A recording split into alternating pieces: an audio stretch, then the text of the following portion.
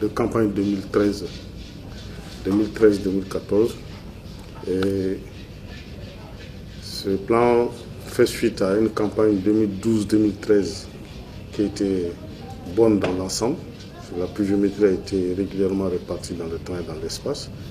Et on a eu moins de pression par rapport aux nuisibles aussi, c'est-à-dire les déprédateurs qui sont généralement les oiseaux, les sauterelles, les chenilles.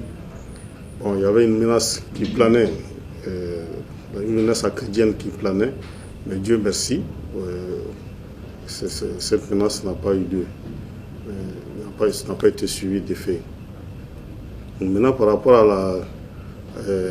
la campagne, les résultats, donc on a récolté 6 674 427 tonnes.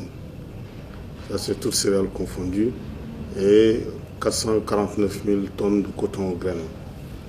Donc pour cette année, nous nous sommes fixés comme objectif la production de 7 590 690 tonnes, toutes céréales confondues. Et par rapport à la production cotonnière, les prévisions sont de 522 000 tonnes de coton graines. Bon, les autres cultures ne sont pas laissées pour compte. Il y a des activités maraîchères, il y a les fruits et légumes, et même les produits de quête qui sont suivis au titre de la campagne 2013-2014. Donc ça, c'est les principaux objectifs que nous sommes assignés. Bon, pour atteindre ces objectifs, donc, il y a des mesures qui ont été prises, notamment la subvention qui est accordée aux engrais,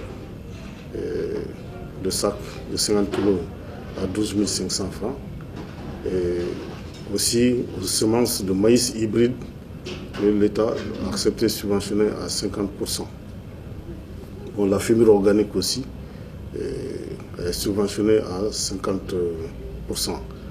Donc l'État a pris des dispositions et a mis un budget global de 35 milliards de francs CFA. Bon, ça ne couvre pas tous les besoins, bien sûr, mais nous sommes en train de travailler sur cette base-là. Et nous lançons un appel à tous nos partenaires qui souhaiteraient vraiment nous appuyer pour nous permettre de combler un peu le gap. Sinon, on avait une prévision initiale d'environ 50 milliards de francs CFA. Et compte tenu de la situation que vit notre pays aujourd'hui, l'État a pu quand même faire un grand effort pour mettre à notre disposition 35 milliards. Il s'agit d'utiliser efficacement et de façon efficiente ce qui a été mis à notre disposition.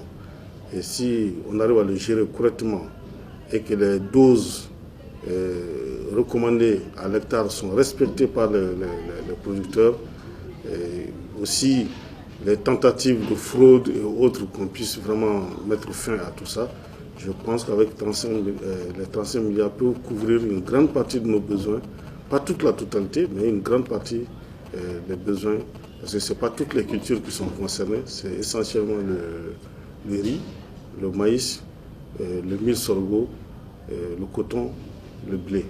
Et il ne faut pas que les producteurs se disent, bon, il n'est pas encore temps de semer, il n'est pas encore temps pour faire telle opération. Les années se suivent mais ne se ressemblent pas en matière d'agriculture.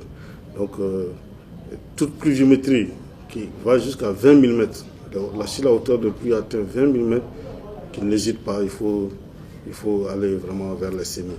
Il vaut mieux faire plusieurs semis que de dire après, si j'avais eu 2 ou 3 pluies pour pouvoir boucler ma campagne. Bon, le deuxième conseil, c'est qu'il faudrait qu'ils écoutent l'encadrement, les messages que l'encadrement leur prodigue sur le terrain, qu'ils écoutent ces messages et qu'ils essaient de les mettre en pratique. Parce que l'agriculture ne peut plus se faire de façon artisanale comme on le faisait avant. Aujourd'hui, il faut vraiment tenir compte d'exploitation, il faut produire pour pouvoir couvrir ses propres besoins et satisfaire aussi ceux du marché. Bon. Et le dernier conseil, c'est par rapport à la situation phytosanitaire. S'il y a des des cas de nuisibles qui sont constatés quelque part, en tout cas, nous lançons d'appel à tout le monde qu'on nous informe à temps et ça nous permettra de prendre des dispositions à temps afin de limiter